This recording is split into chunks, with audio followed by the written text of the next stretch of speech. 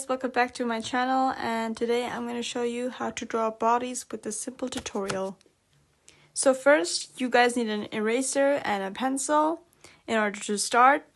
Okay, so first things first, let's start with the basic shapes, right? So when I say basic shapes, I usually mean something like circles, ovals, or like cylinders or something like that, because they're very important when drawing bodies. For example, the circle can be perfectly used as a joint, the oval for the face, and like boxes can be used also in some aspects. However, I didn't usually work with boxes. Cylinders can be used to represent the rib cage, and triangles can be used, for example, to represent the nose.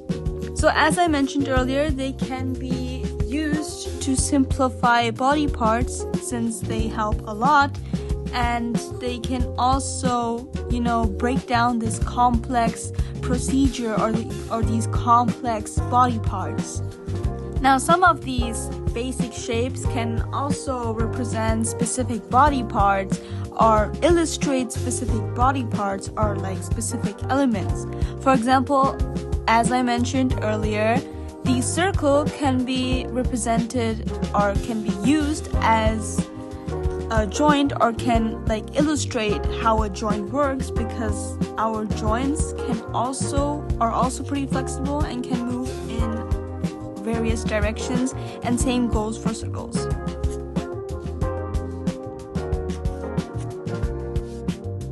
Okay, now I'm going to show you an example. If you guys want to draw a head, for example, you just basically draw a circle to show or demonstrate the upper half. Draw the line to determine the length, and then you basically just connect them with this lower line, which is supposed to represent the chin. As you can see, here is a human head, right? Now, as you probably noticed, I basically simplified the head with those basic shapes, and you can use those basic shapes with like whatever you're drawing, because they're pretty helpful. Now, let's just say that you guys want to do or draw the upper body, right, with the head and everything. So, right, you first need to simplify, just like the other example, and you do that by first drawing the head, of course, and you basically slowly progress and like be focused. As you can see here that I used like oval shaped objects to simplify the eyes and the ears, which is pretty helpful.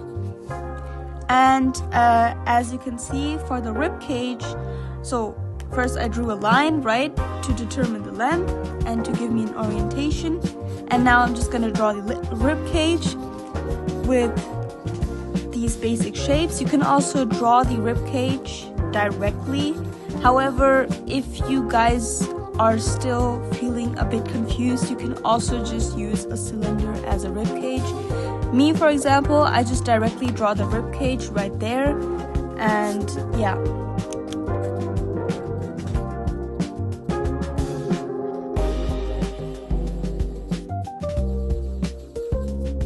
Okay, so moving on, we're now gonna draw the shoulders, and in order to do that, we're just gonna use some circles, which are again gonna simplify and are gonna supposed to like represent or serve as joints.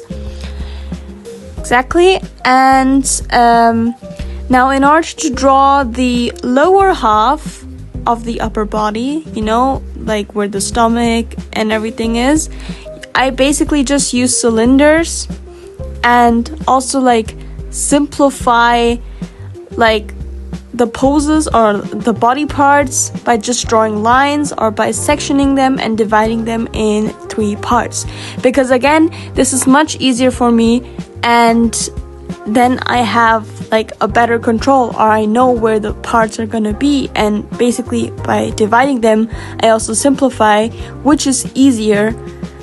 And yeah, now I'm gonna show you how to draw arms. Same thing, you basically draw lines to determine the length. I know you can't see that because of my finger, but there you go. And then you draw another circle to represent, you know, a joint, or like, you know, where they connect exactly. And then you basically just connect them and form like another shape, which is supposed to represent the arm, as you can see here. The same thing you also do with the other part of the arm, the lower part. And as for the hands, I usually just use like a boxier shape and like, you know, curves as guidelines, because these curves are like supposed to determine how the hand, or how the, yeah, in which direction, or how, like, it's supposed to determine the size and everything. So yeah, as you can see here. Now I won't draw the other hand because I think you guys understood the concept. And as you can see that this upper body was only created with the help of these basic shapes. Of course, not every shape needs to be used, and you guys need to know that there should be like, you guys need to know your comfort zone and how to use that. And now I'm also going to demonstrate that with the lower body. So first of all, I'm first gonna use some circles, and in order to draw the calves and everything and the thighs, I'm just gonna use the same method which I used for the hands, right? So yeah.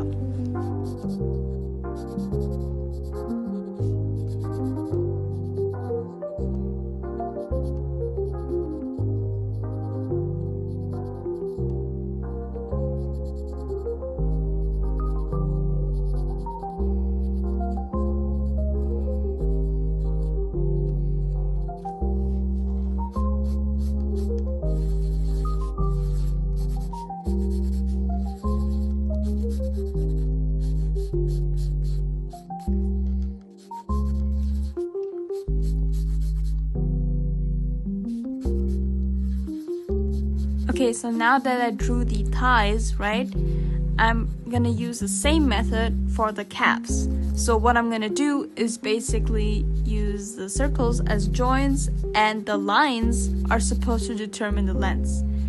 And this process is also very common, so you can use this process with the arms, with the thighs, with the calves, because it's, for me at least, it's very simple and understandable, as you can see here. Now I drew the calves, and what's important is it also needs to be measured. So typically you can imagine that the thighs and the calves sometimes, so they're usually either the same length, or the thighs are a bit like bigger or taller, you could say. But what I'm trying to say is that measuring is very important. You can also see where the hand lands and everything, so keep in mind that measuring is also important when you draw bodies. And of course, by measuring, I don't mean like with the ruler and everything, like determine the gaps and everything. So yeah. And right now I'm drawing the feet.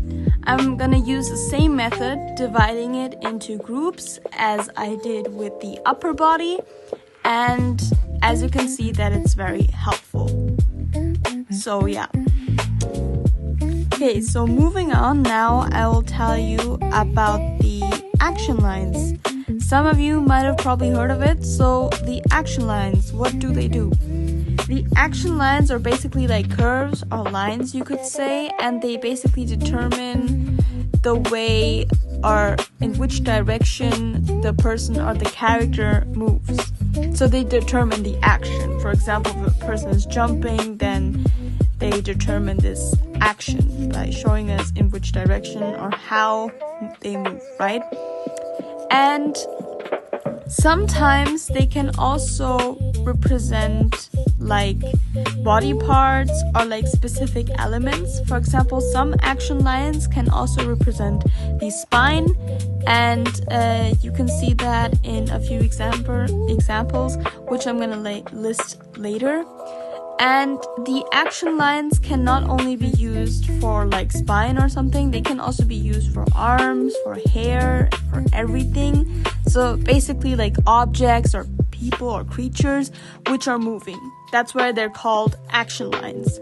So it does not only, count for humans. You can also use this for animals or like flowers or like basically everything what is moving. And as you can see in the example right now, I'm drawing a person from the side view who is looking up, up. And now I'm gonna draw this person slouching to give the person more character and emotion. And what I'm gonna do is I'm gonna use these action lines. And here you can also see that this action line can also be used as a spine, because again, your spine is flexible and they can determine how the person or in which direction the person is moving, right? Makes sense. This also applies to animals. Yeah. So now that we know that the action lines are used to give the person character and determine action, we can also basically use it as a guideline. And as you can see here, I'm basically drawing the rib cage and using the action line as directions. So where my rib cage and everything, like all the body parts, should look or follow, right? Makes sense. You can also use these action lines for hands. They're also pretty beneficial. And since our fingers are also moving, it's also pretty easy in which direction the hands are following. And yeah, exactly. That's enough about the action lines. Yeah guys, hope you enjoyed this video and hope this helped. See you in the next video, and yeah, bye.